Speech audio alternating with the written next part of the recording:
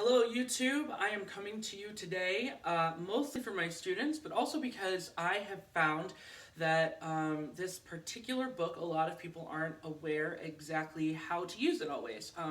I am talking about Marcel Moyse' De la Sonorite. And this is a book that I find we all have in our library, and we all approach very different ways. But no one, when I was going through my studies in school, ever really sat me down and gave me a comprehensive way to go through the book. And I got frustrated by this within the last couple of years, because I feel like there's so much in here and so much we can do with this, and we're not really properly approaching it the way that we could. So I want to go through and tell you exactly how I use this book and how I use all the exercises in it. And again, this is mostly for my own students because I have them all go through this at some point, and this is a reference for them in case they forget when they're going through lessons with me how to do it. So we all know that if we open the book, that there are several exercises in a row. I really don't think that these are meant to go chronologically the way that he wrote them. I think he wrote each exercise as its own tool to be used. So I have gone through and given it my own chronological order. So rather than starting with that very first exercise, we're going to flip over to page 15-16. Okay? Page 15, he goes through a lot of the way that he wants you to go through the following exercise. So you can look at that and read it, and if it doesn't make sense to you, I'm going to show you how I approach this exercise. So let's take the very first line, number 1. It's F. What I want everyone to do is play through this whole exercise as if each note is separate, not under the slur, and you're going to do this with only breath attack. No tongue, no throat, nothing but pure support and open tone. It would sound like this.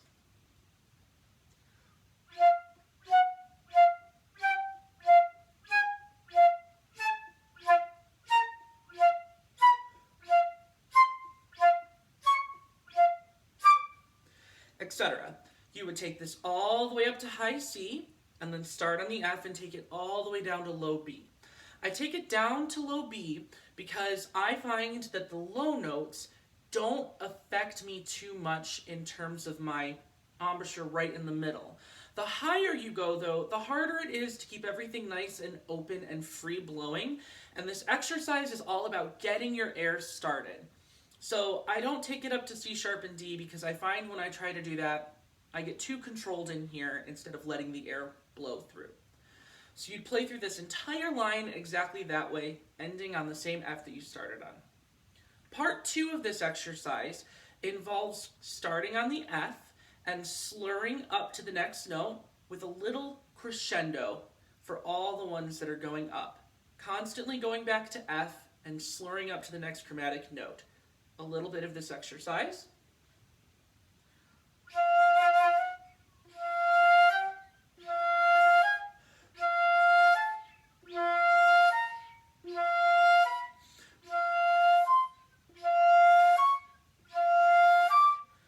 And again, this would continue all the way up to high C, slurring from the F to the C, before you would come back down. The important thing to keep in mind is that I am still air attacking all of the Fs. I have not yet introduced the tongue to any of this. I use this whole exercise as a way to get my air and my tone blowing. You do the same thing then, obviously coming back to the F and going down to low B. However, a little bit in reverse, you can decrescendo from the F to each chromatic note down to keep your intervals smooth and to feel the kind of air that you would use in your lower register.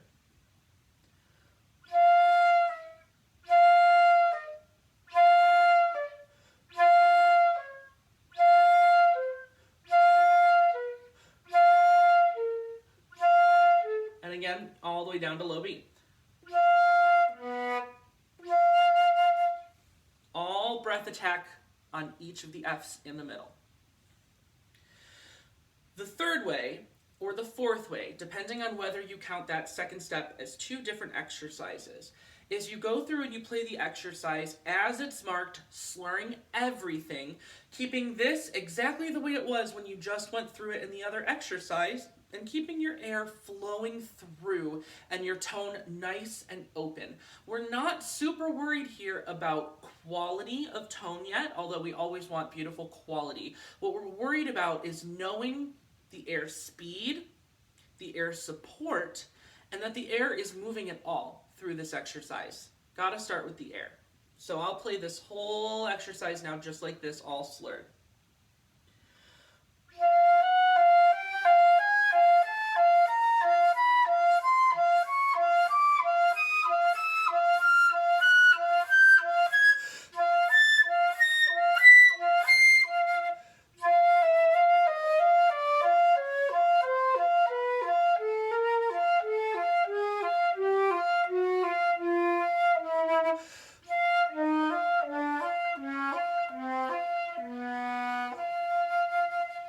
I had one little mistake in there. But see, I breathe wherever I need to breathe, and I'm trying to keep everything as smooth as possible. So this is the exercise that I would have everyone start with. And the idea is that you do a different one every single day. Now, if you look, he has way more of these than there are days in the month. Let's see, there's 36, I think. 36. So what that means to me is that if you're at a point where you don't need to do this every day for a month anymore in order, if you're not learning the exercise, I would go through and say, I'm having a hard time starting in my low register. I'm having a hard time starting on the middle E in the staff. And that is the one that I would focus on for that day in order to make things, go to whatever problems you're specifically having. So after this exercise, I then would have my students flip back to the first exercise in the book, which is just the chromatic long tones going down. I'm going to tell you exactly how I would do this. All of my students know exactly how much of each exercise they're supposed to do. For any teachers out there that are going through this with me and trying to get ideas, for example, this very first exercise is very long and it can be very fatiguing. I would not necessarily have a younger student who's just starting these go through the entire thing. I'd maybe only have them do the first 2 lines to start. With a lot of the exercises in this book, I find if you take all of the repeats on everything, that it really tires out your lips, it really tires out your embouchure, and for me, it can also tire out my jaw. And then when I go to approach my practice in the rest of the day, I'm so fatigued from what I did here that I have a hard time with my sound. So when I go through these exercises, I'm either not taking the repeats or I'm making sure that I'm doing very specific things with the repeat. Number 1, number 2, number 3, and number 4 of this first full exercise in the book, I would do 1 a day. And rather than taking the repeats, unless I'm only doing the first 2 lines, then I do take the repeats. What I do is I use each iteration that gets longer and longer to get a different goal going. So for example, I would maybe take the first 2 lines and do them with the repeat, making sure that I'm forte and then piano.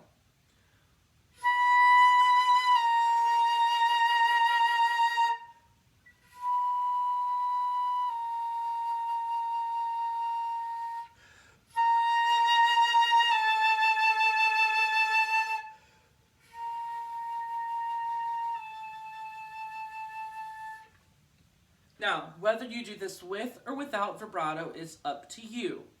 The one thing that you have to do when you're doing this exercise is use a tuner.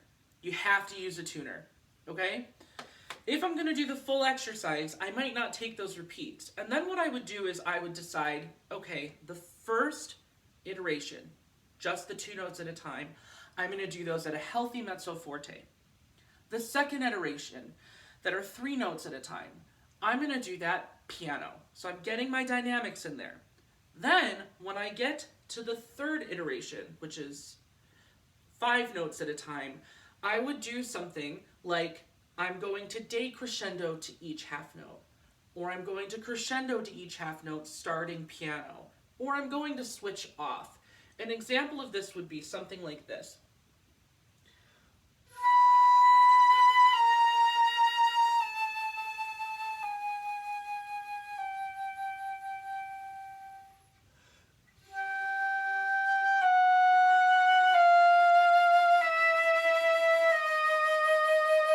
So I decrescendoed to the first half note, and then crescendoed to the second half note. I would continue the next couple of lines in that way, not taking the repeat. This way, in this exercise, I have attacked tone quality, I have attacked pitch, and I've worked on every single dynamic possible. I've worked on forte, I've worked on piano, I've worked on crescendos, and I've worked on diminuendos. It's all right there in this exercise. And if you do number 1, for example, with no repeats, you're not going to be very fatigued by the time you get to the end of it.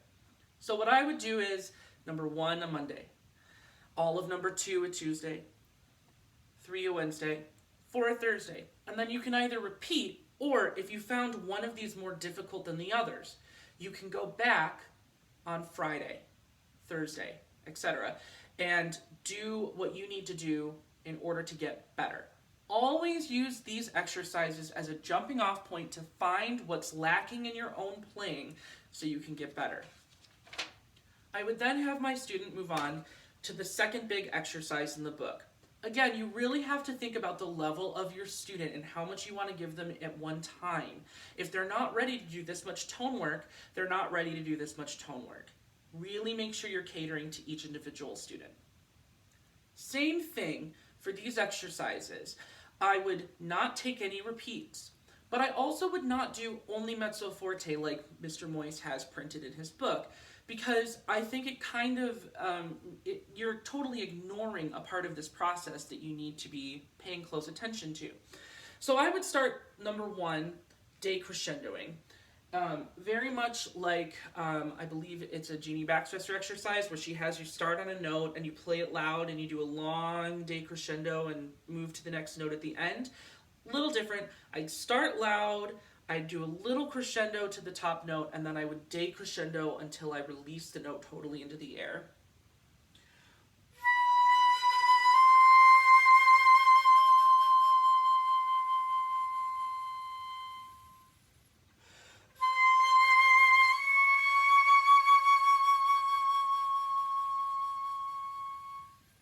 And I would do this all the way up to the high B. Again, do not forget your tuner. That is the most important thing with the rest of the exercises in this book, the tuner.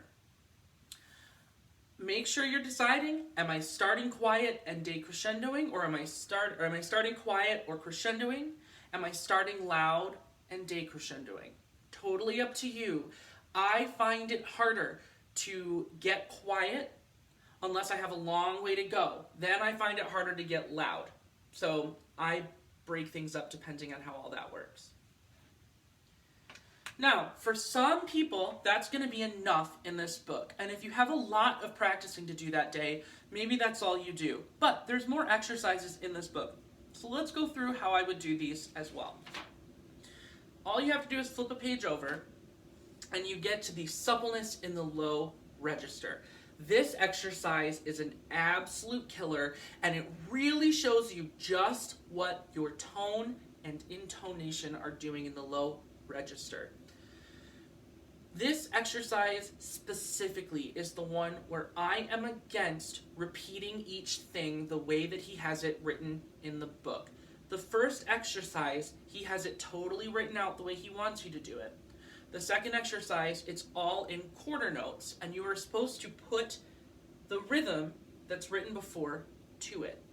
My problem with this is, if you do this whole exercise the way that it's marked, at the tempo it's marked, and you're trying to use your tuner, which means that you're going back and kind of trying to fix things while you're doing it, you're going to be so fatigued by the end of this exercise that you've kind of shot yourself in the foot for a lot of what might come after this. So, I only do one of each rhythm, meaning, rather than looking at the first one, let's look at number 2. The first line, A. Mr. Moyse would have you do each of those as whole notes, and he would have you repeat each measure twice. I would recommend that you do each note as a whole note, but do not repeat it twice. Just do it once. Only do it once. It's going to take you long enough to get through the line. I am applying the dynamics, starting as quiet as I can on each note, and then through the measure, crescendoing to as loud as I can and as quiet as I can, all with the metronome.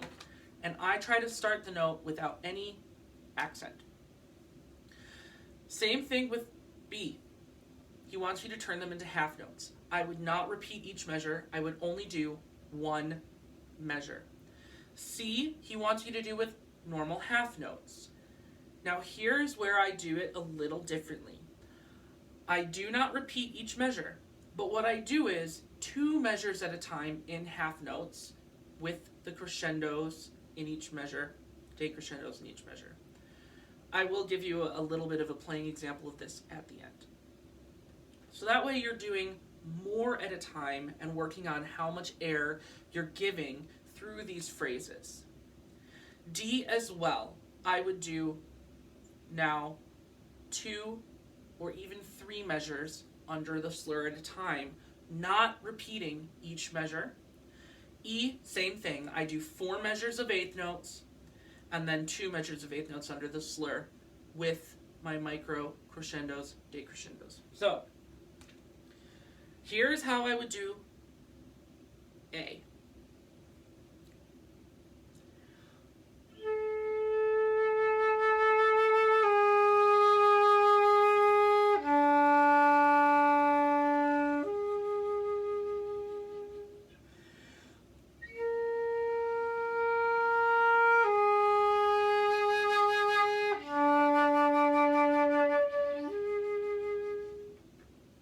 It's a little tricky, this one. Notice how I didn't repeat each measure twice. I went right from the first measure to the second measure. I would do that whole line that way. I would do exactly the same with B.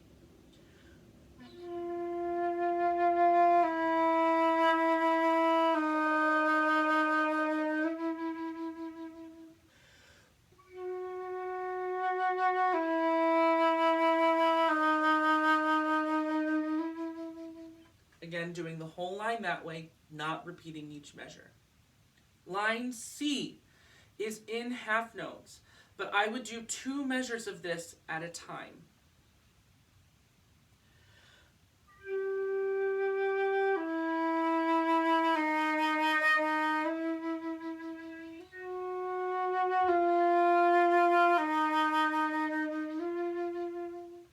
Again, for sake of getting through the talk, I'm not using my metronome, but you'd want your metronome on your stand through this entire process. In D, I would do 2 or even 3 measures. I'm going to do 3.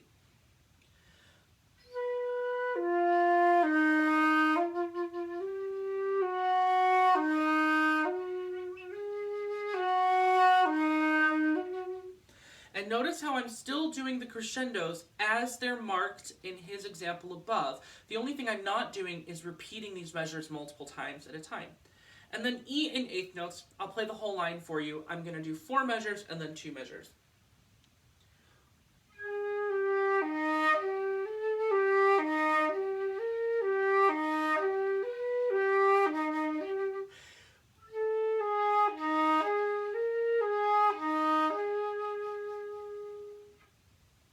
And then I always go back to that note, that last note, and I hold it out as long as I can with the tuner to try to get a nice decrescendo. So those are what I would consider to be the 4 big overarching exercises in this book, in the order that I do them and how I do them. There is one exercise that I kind of completely ignore. It is on page 23. If you do all of the other exercises the way that I'm talking about them with the crescendos and the decrescendos, you don't really need to do this page. If you flip over, though, there are melodies in the bag. So what I would do is I would do all of those first exercises, take a short break, go to the back of the book, put on my tuner, or put on a drone, and play through 1 exercise a day. I hope that you found this helpful. Any questions or comments, please leave below, or feel free to email me. You can find me on my website, www.brandonlepage.com. And I hope that this sheds some light on how I use Marcel Moyse de la Sonorite. Happy practicing!